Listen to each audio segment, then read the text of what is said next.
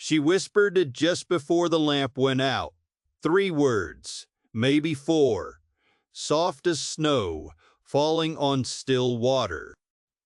And when morning came, the chair beside hers on the porch was empty, and it stayed empty for 4 years, and she had stopped looking at it.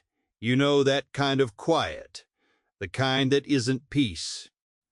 The kind that sits in a room and takes up more space than noise ever did.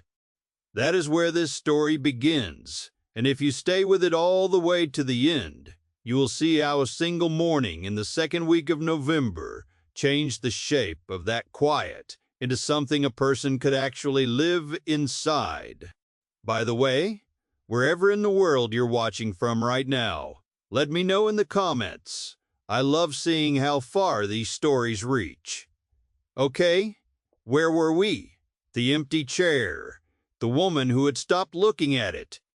Her name was Nora Vane, and she had lived alone on 43 acres of mixed timber and meadow in the high country of central Vermont since the spring her husband, Clement, died of a swift and merciless cancer at the age of 51.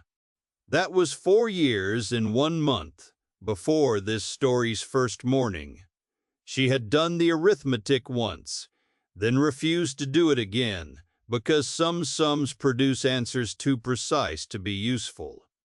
She had come to the land with Clement 26 years before, that in a borrowed truck, with a bad left rear tire and a hand-drawn map that turned out to be wrong about 2 of the 3 turns. They had bought the 43 acres and the small farmhouse for an amount that required every cent they had, and a loan they spent 11 years paying down, and they had spent those years and more learning what the land wanted from them, which turned out to be something they were willing to do. They grew a market garden on the lower 6 acres. They kept bees. They cut and sold cordwood from the timber lots. It was not a rich life by most measures. It was a life that fit the way a good coat fits, not because it was made for you, but because you wore it in. Clement had built the porch chairs in the 3rd summer of those 26 years, wide-armed and low to the seat. White ash, stained the color of old honey, set side by side facing the meadow and the ridgeline beyond. Every evening that the weather allowed, they had sat in them and watched the light leave the ridge, not saying much, because silence between them was a form of speech. After Clement died, Nora moved his chair to the woodshed. Eventually, she stopped sitting in hers at all, and the porch held only the ghost of an arrangement. She maintained 3 connections to other people with any regularity. There was Dolph Marek, who ran the feed and hardware store in the village of Keswick, 4 miles down the mountain road, and who had known Clement since before Nora arrived in the county. There was the Tuesday farmers market in the next town over, where she sold honey and dried herbs and exchanged enough words to keep herself functional in conversation. And there was a neighbor boy named Travis, 16 years old, who hired out to help with the heavy cordwood cutting 3 or 4 times a year, ate whatever she put in front of him, said thank you with visible sincerity, and asked no personal questions, a quality she prized more than she could easily explain. She had made the decision somewhere in the 2nd year after Clement, not to name what she was living as loneliness. She called it simplification. The word had a useful quality of implying intention, as if she had chosen the exact dimensions of her days, rather than had them chosen for her. She was good at her work. She was careful with the bees, and precise with the cordwood, and methodical with the garden's autumn put-up. She kept the books in a ledger that Clement had started, and she had continued in the same left-leaning handwriting she had practiced in the margins until she could match his, which was perhaps the most private thing she did, and which she would not have been able to explain to anyone. That was the life she was living when November came in hard and early, with 3 days of rain that turned to sleet, glazing the wood road and bringing down 2 big maple limbs that blocked the drive. She cut the limbs out herself with the chainsaw and stacked the pieces to season, and felt the particular grim satisfaction of a problem met squarely. The sleet stopped on a Wednesday. Thursday was clear and cold, and still every surface catching the low sun and returning it, and she brought in the last of the root vegetables and spent the afternoon sorting and storing. It was early on the Friday of that second week of November that she heard the sound on the porch. She was not asleep. She rarely slept past 5, and it was closer to 4:30, the darkness still entire. It was the sound of a person trying not to make sound, which is in some ways louder than noise. Footsteps on the porch boards, careful and slow, and then a stopping. Nora rose, took the old single-shot 20 gauge from the closet beside the bedroom door, loaded it from the box on the shelf above, and crossed the front room to the door without turning on a light. She could see by the faint gray the sky was beginning to offer. She opened the door. A woman stood at the far end of the porch, backed against the railing, one hand on the post. She wore a coat, insufficient for the temperature, and carried a bag without much in it. She had the posture of a person who has been standing still for some time, deciding something. When the door opened, she turned her face toward it and did not run, which told Nora something. Nora held the shotgun pointed at the floor. She said nothing. The woman said, "I'm not here to take anything." Nora said, "What are you here for, then?" The woman said, "Clement Vanes sent me." Those 3 words rearranged the morning. Nora stood in the doorway and felt the cold coming in around her and something else coming in alongside it, less identifiable. Clement had been dead 4 years. That he could send anyone was not a thing she had considered possible. She said, "He has been dead 4 years." The woman said, "Yes, he told me to come anyway." Her name was Paz Ariano. She was 47 years old, and she had traveled from a city in southern Texas. By a series of means she described without self-pity and without requesting any response other than basic comprehension.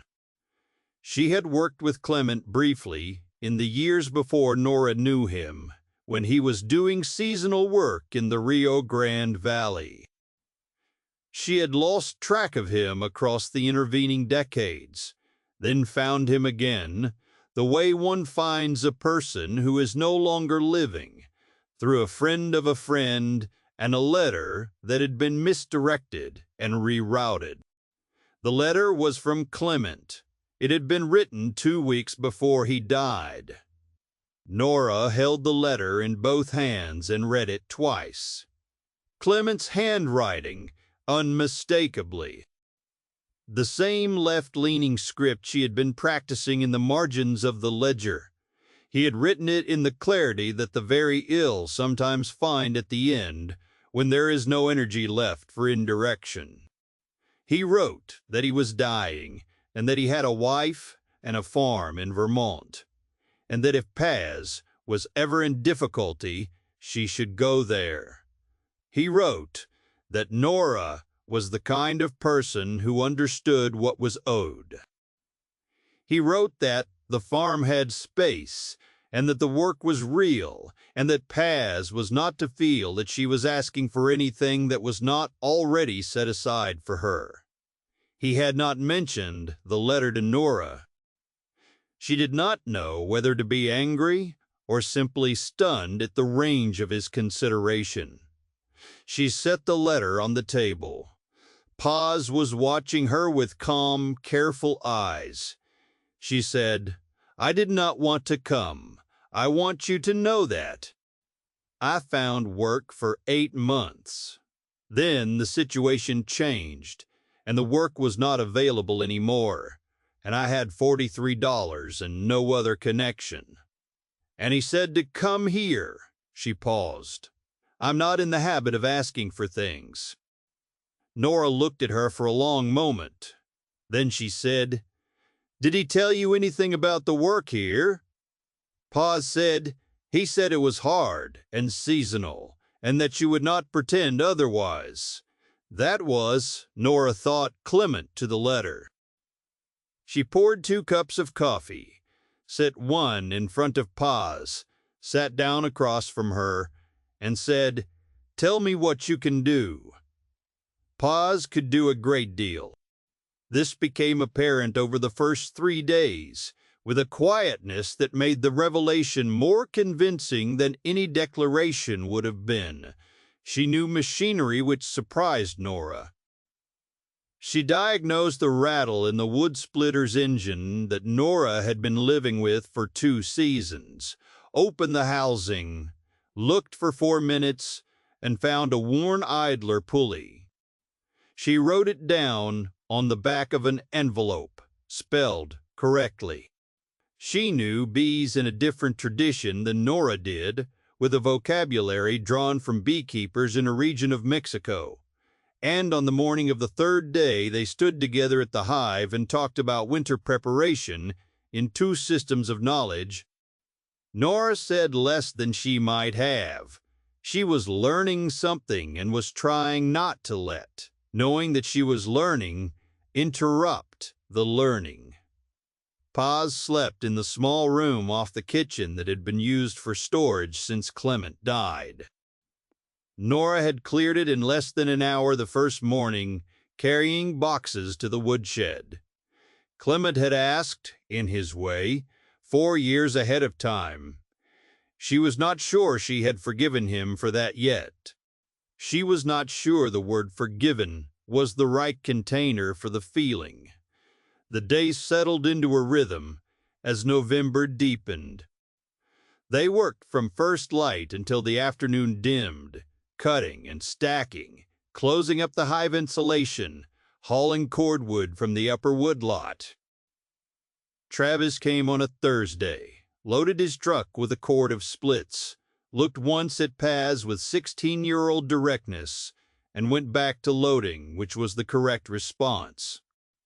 Paz handed him a thermos of coffee when he was done, and he said thank you in the same sincere way he always did. In the evenings, they sat at the kitchen table. Nora was not a person who filled silence with words for the sake of filling it, and she expected most people to find this uncomfortable. Paz did not. On the 4th evening, Nora noticed that the silence between them had changed its texture, grown less guarded, and she noticed that she had noticed, which felt like significant information. They talked about Clement in small amounts, in the way you can when the other person also knew him, and you do not have to build the whole context from scratch. Paz had known the younger Clement, and her memories had the quality of a photograph taken at a different angle than the ones Nora possessed. Not contradictory, just additional. He had been funny in a way that showed up in physical comedy rather than words. He had been bad at asking for directions. He had once lost a bet about the weight of a watermelon by such a spectacular margin that it became a story told in bunkhouses for a season. Nora learned these things and filed them in a new room of the house she kept for Clement inside her. She taught Paz the word for the ridge. Not the official name on the county survey, but the name she and Clement had given it, which was the spine. because of the way the bare rock showed through in one long central line above the tree cover in winter. Paz received the name with the seriousness it deserved. 2 evenings later, she used it in a sentence, unprompted. And Nora registered this and said nothing about it. Paz taught Nora a word in Spanish for a particular quality of morning light, the kind that comes in low and sideways in the hour after dawn and makes everything it touches seem briefly more actual than it normally is. By the end of the first week, Nora had it. She used it on the 8th morning when the light came in, exactly that way, across the meadow, and Paz was standing at the kitchen window looking out, and Paz turned with an expression that was not quite a smile. It was Dolph Murek who brought the trouble, which was not his fault. He came up the mountain road on a Tuesday, in the 3rd week of November, which was unusual enough that Nora watched the truck arrive with the particular attention she reserved for things that departed from expected patterns. Dolph was a large man who moved with a care that large men sometimes cultivate in order not to accidentally break things. He took off his cap when he got out of the truck. He said there was a man named Stover who had been in the village, Kenneth Stover. He ran a property and debt recovery operation out of Burlington that dressed itself as legal process while operating at the outermost edge of what legal process permitted.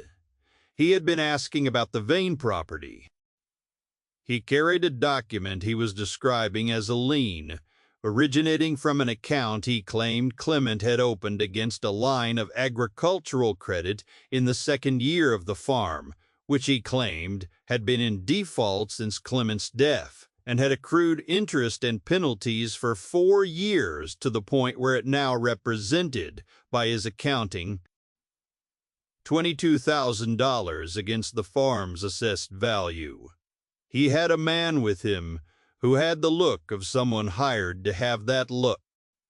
And Deputy Burl Edson of Keswick Township had been seen having coffee with Stover at the diner on Saturday morning, which in Dolph's reading was not an encouraging sign. Nora said, "There was no such account." Dolph said, "He had papers, though." She said, "Papers can be made." After Dolph left, Nora went to the woodshed, where Paz was sharpening the chainsaw chain on the bench vise, a task she had taken over in the 2nd week because she was more precise at it, and they both knew it. Nora stood in the doorway and said, "We may have a problem arriving." Paz set down the file and looked up. Nora told her about Stover and the claimed lien. Paz listened without interrupting. When Nora finished, Paz said, "Is there anyone who knows your accounts well enough to say the debt does not exist?" Nora said, "I have the ledger going back 26 years and the bank statements." Paz said, "Then you have the truth. The question is whether you can also get someone to hear it before he moves on something." That was the correct framing. Nora called Dolph and asked for the name of the lawyer in the county, most useful in situations of this specific type.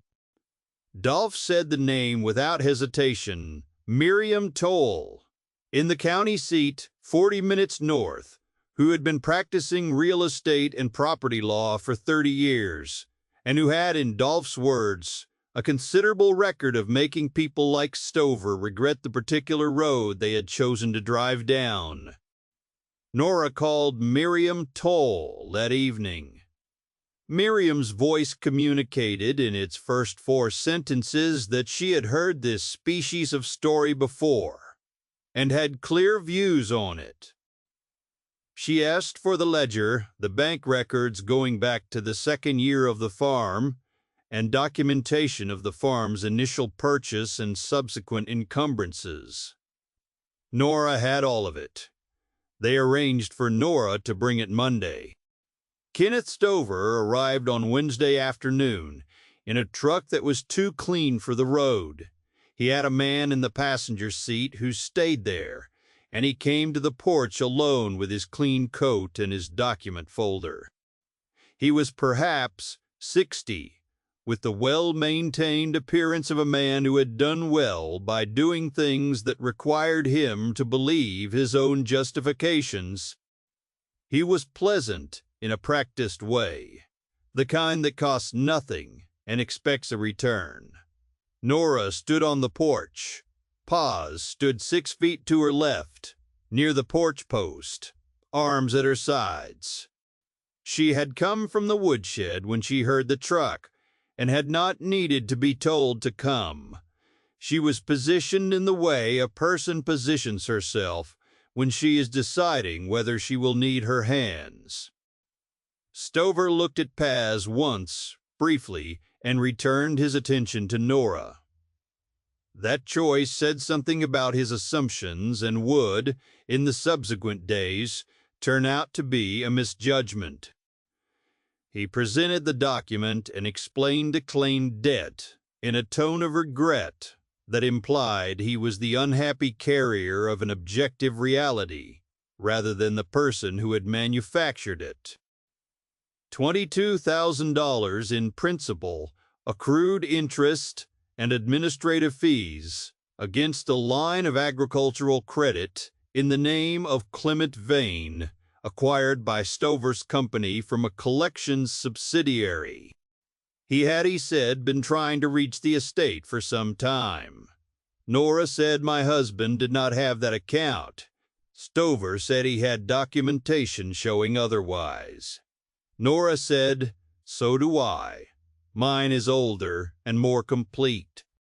She told him she had engaged Miriam Toll to review the matter, and that until that process was complete, she had nothing further to discuss with him.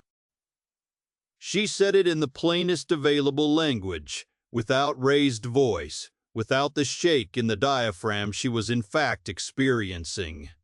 The mention of Miriam Toll produced a reaction in Stover that was very small and very revealing. He recovered it quickly and returned to his regretful pleasantness, and said he was sorry she had chosen that path. He said he hoped she would reconsider before his company was compelled to file the lien formally. Nora said you should think carefully about filing a document you know to be false with a county clerk. Stover showed a brief expression that was not pleasant at all and was more honest than anything else he had offered. Then he put the pleasant expression back on and said good day and left. When the sound of his truck had gone far enough down the mountain road to be no longer audible, Pa said, he will come back. Nora said, I know. Paz said, and the deputy. Nora said, possibly. A silence. Then Paz said, the file you are bringing to the lawyer. I would like to look at it tonight if you are willing. 2 people reading is better than 1. Nora said yes, and went to get the ledger. They sat at the kitchen table until nearly 10, Paz going through the bank statement year by year, while Nora went through the ledger, cross-checking every entry against the corresponding month's statement. There was no line of agricultural credit. There was no dormant account. There was an equipment loan from the 7th year for the wood splitter and the tractor bush hog attachment, paid in full in the 11th year, documented to the last payment. There was the original farm mortgage, paid off 2 years before Clement died. There was nothing else.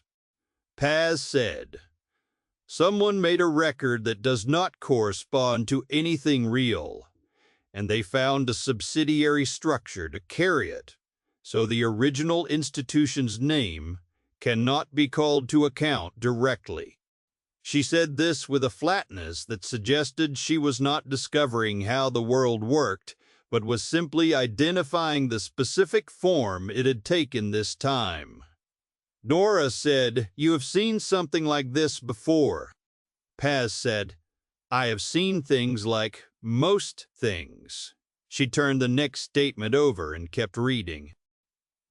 By the time they went to bed, the full documentation was organized in 4 folders, with a cover sheet Paz had written by hand, summarizing the findings. Nora read it and found it precise. On Saturday evening, day 12 since Paz's arrival, Nora went to the woodshed and found the ash chair. It was where she had left it, against the back wall, under a canvas, dulled but not damaged. She carried it to the porch and set it beside the other one, facing the meadow and the spine beyond. The light was going off the ridge in the particular way it went in mid-November, the color of something remembered, rather than something seen. She looked at the 2 chairs, left them both there, and went inside to make supper. At supper, neither of them mentioned the chairs. After supper, they each took a coat and went out and sat in them, one in each, the meadow and the ridgeline in front of them, the cold settling in the way it does in Vermont in November, serious and without negotiation. They sat for 20 minutes in the kind of silence that had over 12 days become a different kind of silence than the one Nora had been keeping for 4 years. This one had a heartbeat in it that was not hers alone. Miriam Toll met with Nora on Monday morning for an hour and 40 minutes. She went through the folders with the systematic attention of someone who had built a professional life on exactly this kind of close reading, and who found false documents offensive in a way that was both ethical. She said she would write to Stover's company that week, identifying the specific inconsistencies in the claimed account and notifying them that any filing would be contested on grounds of fraud. She would also write to the county clerk's office and to the county sheriff directly, not the deputy, so that the legal record was established before any filing could be presented as accomplished fact. She said companies like Stover's operated on the assumption that the people they approached would not have good documentation and would not find representation quickly and would settle out of fear rather than contest on substance. She intended to remove that assumption. Her fee for the initial work was $800. If it went to a formal proceeding, it would cost more, but in her experience, operations like this one tended not to want formal proceedings once they understood the target had counsel and complete records. The sunlight had a short reach in those situations. Nora wrote to check. Driving back down the mountain, she felt the particular steadiness that comes from having done the exactly correct thing in the exactly correct sequence. Paz was splitting wood when Nora got back. She set the mole and looked up. Nora said, "She is good." Paz said, "I thought she would be." They left it there and went back to work. It was on the 17th day that Nora understood what she was going to do, and the way she understood it was not through a conversation or an event, but through noticing the shape of the days when she laid them side by side. The work that had been hers alone now moved at a pace, and with a quality it had not had for 4 years. The hive was better prepared for winter than any she had managed since Clement. The woodlot yield was higher, because Paz had identified 2 standing dead trees she had not flagged, adding nearly a cord to the total. The ledger was more carefully annotated than it had been in 4 years, because Paz had begun entering machinery maintenance in a column Nora had been meaning to start since the second year of keeping the records alone. A life is rebuilt by the most unexpected set of hands. That was the sentence that arrived in her mind on the 17th morning, standing at the kitchen window in the low, sideways light. She turned it over the way you turn a tool over to see how it was made. It was true as far as it went. It did not go far enough. Because the truth, more precisely, was this. She was thinking about the woman in the small room off the kitchen who slept with the precision and economy of someone who had learned to rest well in difficult conditions. She was thinking about 2 chairs on the porch and the particular quality of the silence they had been making together every evening for the past 5 days. She was thinking about a life that had narrowed to the dimensions of survival, and the fact that it was for the first time in 4 years doing something other than narrowing. She was 54 years old. Paz was 47. Those were facts about time, not arguments about possibility. She had learned that from Clement, who had understood that time was a description of distance traveled. She thought about it for 3 more days, directly, in the morning and in the evening. The way she thought about things that mattered, until she understood her own thinking clearly enough. What she did not want was for Paz to stay out of obligation. What she did not want was for Paz to stay, because she had arrived with $43 and no other connection, and Nora was Clement's wife, and there was nowhere else. Obligation was not a foundation. She knew this because she had watched what happened to people who built things on it. They built them correctly, and they stood and they were cold inside, and after a while, both people were cold. What she wanted, she understood on the 20th morning, was for Paz to choose. What she wanted was to offer something real, enough and clearly enough, stated that Paz could choose it or refuse it without ambiguity, without having to guess at what was being asked or what it would cost her to decline. She waited 2 more days, not out of hesitation, but because there was a right time, and she recognized it when it came. It was the 22nd day. Kenneth Stover did not come back himself. He sent a letter addressed to Miriam Toll, which Miriam forwarded to Nora with a cover note that had the quality of a person not quite smiling but experiencing something in that vicinity. Stover's letter acknowledged certain irregularities in the documentation associated with the claimed account and withdrew the lien claim pending further review by his company's compliance department. Miriam's note said that in her experience, pending further review was the last they would hear of it, but that the notation of the potential fraud claim would remain in the county record as a useful deterrent. She also noted that Deputy Edson had quietly declined to be involved in any filing, which she attributed to the sheriff having been notified. Nora read the letter twice and put it in the file.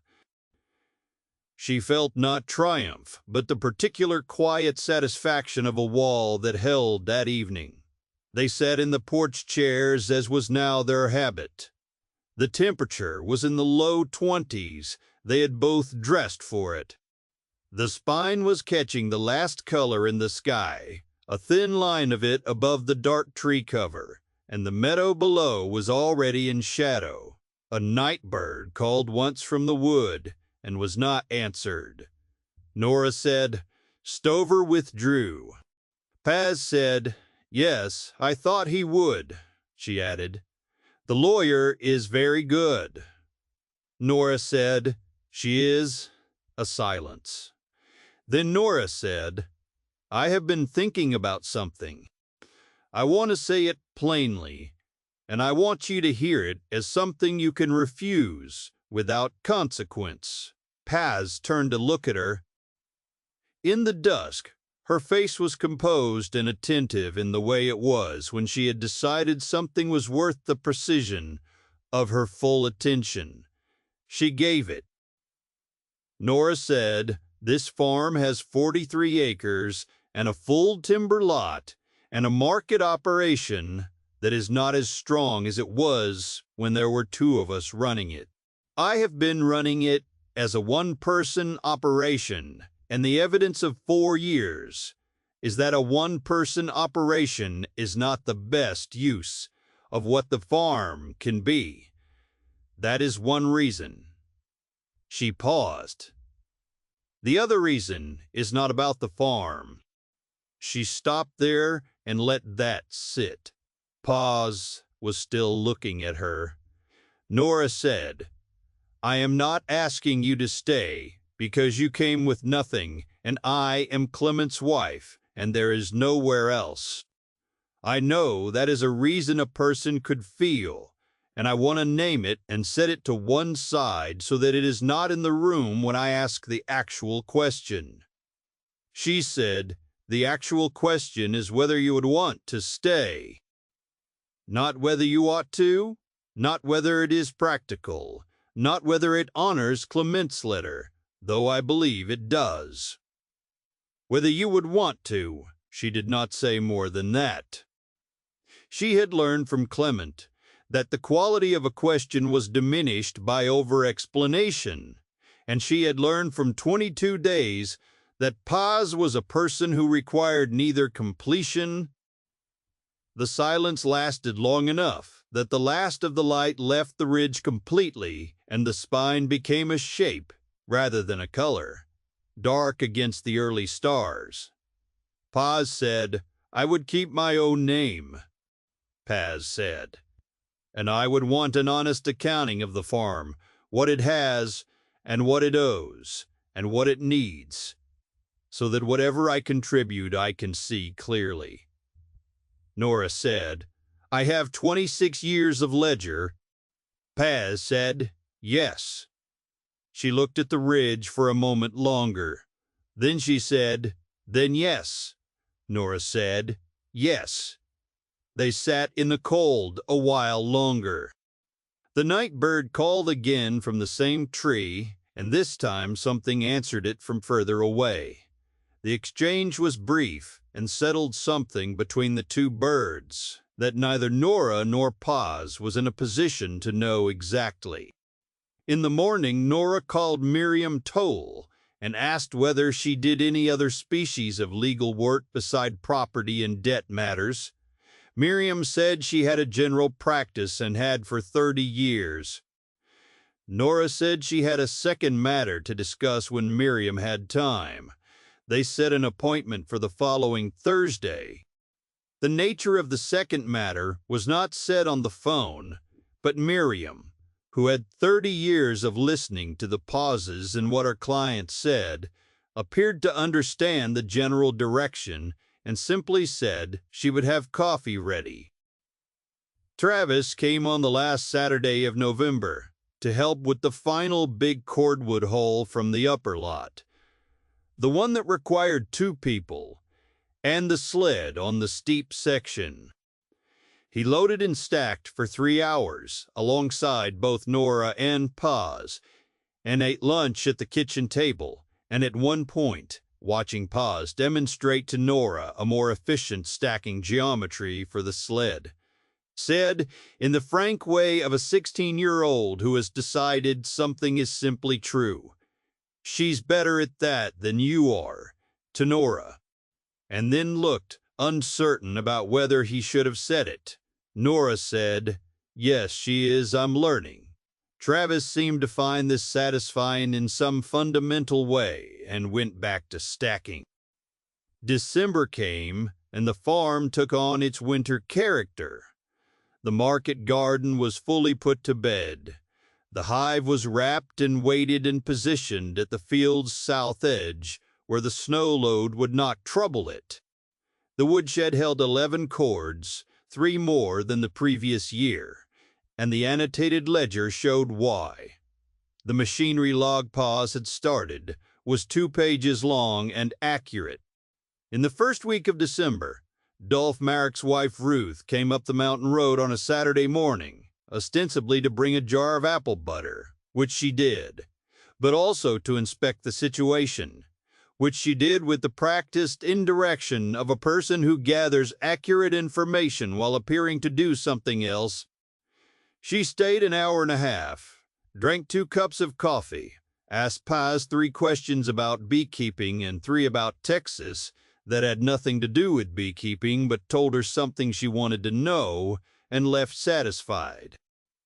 The following Tuesday, Nora heard from Dolph that the general understanding in Keswick was developing in a direction that was accurate, and that this was not, in Ruth's assessment.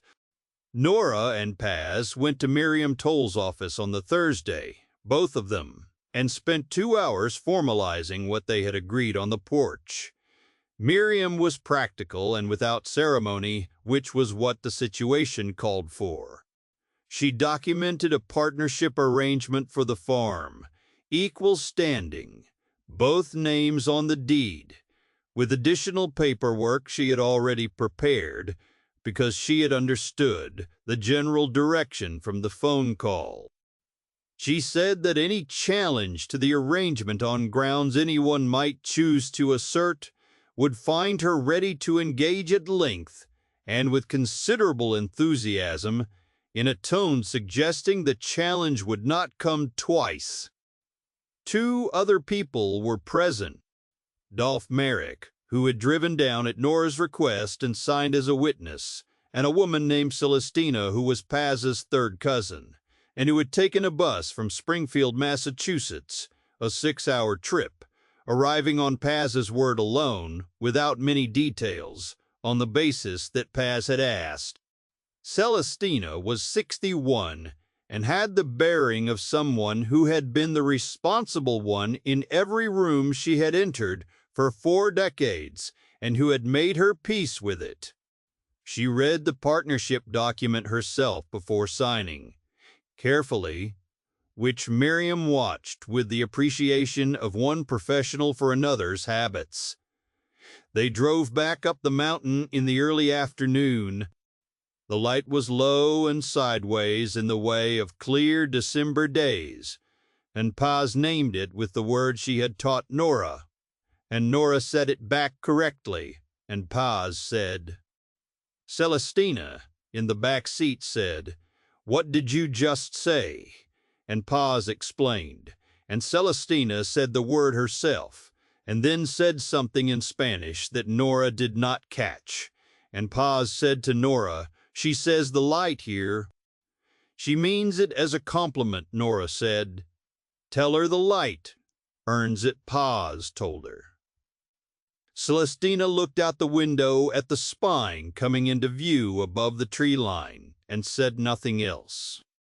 Celestina stayed 3 days, and on the 2nd evening, all 3 of them sat on the porch in the absolute cold of the Vermont December and watched the dark come over the spine.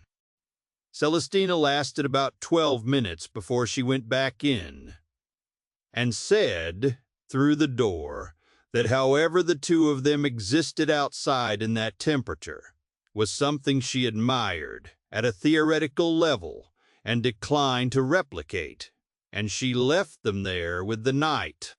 Paz said, without looking away from the ridge. "She likes you," Nora said. "How can you tell?" Paz said, "She was not rude to you once." She said it in the perfectly level way she had. Nora said, "That is a high bar." Paz said, "It is the right bar."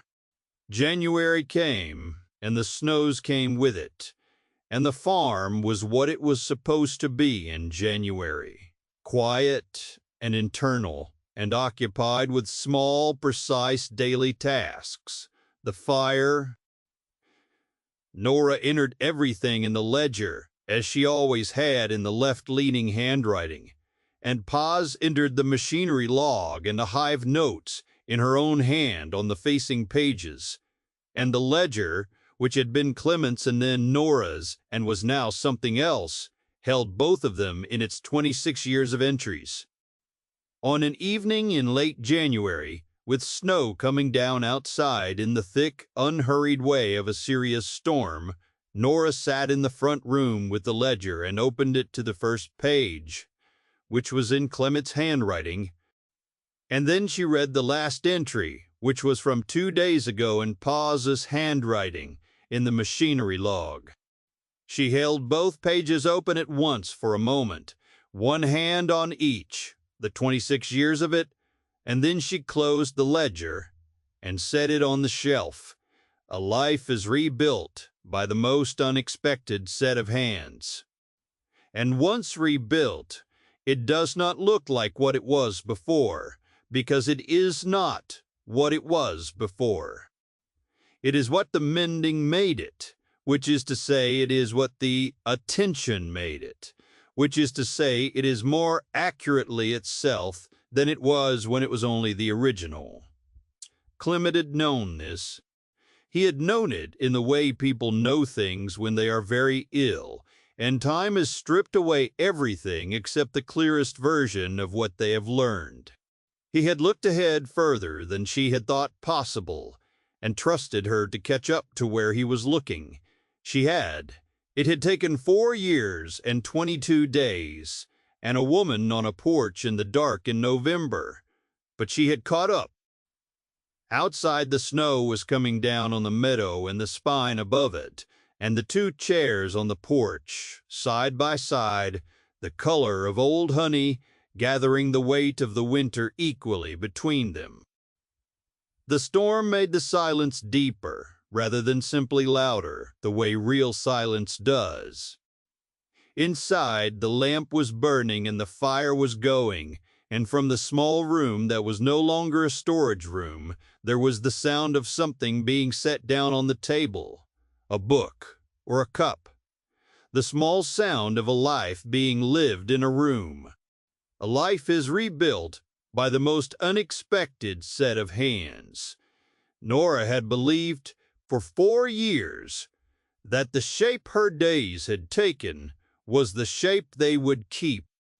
She had been wrong in the best available way, and she understood now that being wrong in that particular way required a kind of credit she was not sure she had earned, but that had been extended to her anyway, by a man who had thought of her even as he was leaving, and by a woman. Over 22 days in the long, slow winter following, simply her own. The storm went on all night.